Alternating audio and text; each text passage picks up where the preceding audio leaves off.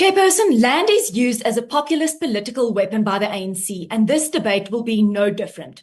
The ANC is going to perpetuate the myth that owning land creates wealth and that land needs to be taken away from whites in favor of blacks in the name of land reform. But what the ANC will not tell you is that they have failed dismally in all things land related.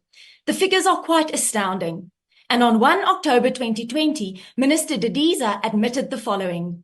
More than 90% of land reform projects have failed.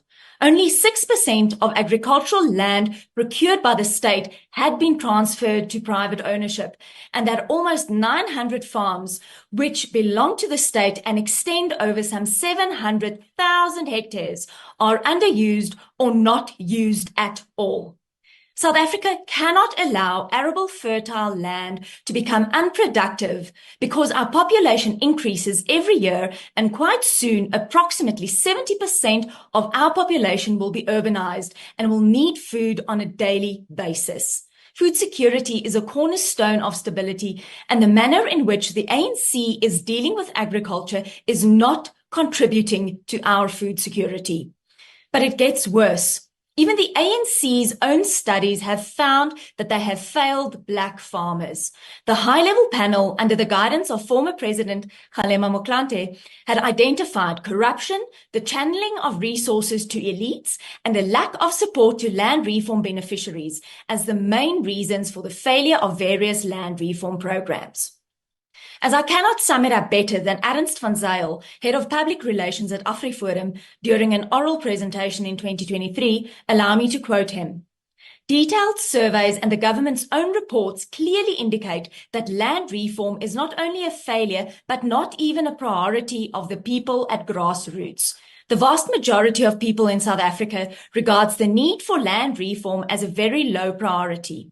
According to extensive polling, the number of South Africans who believe that more land reform will improve their lives currently stands at a mere 1%. He further continues that it would appear, according to the results of extensive polling, that the promise of land to the masses is but a mere ruse the ANC has been using for the past 30 years in order to slowly but surely implement its own brand of communism.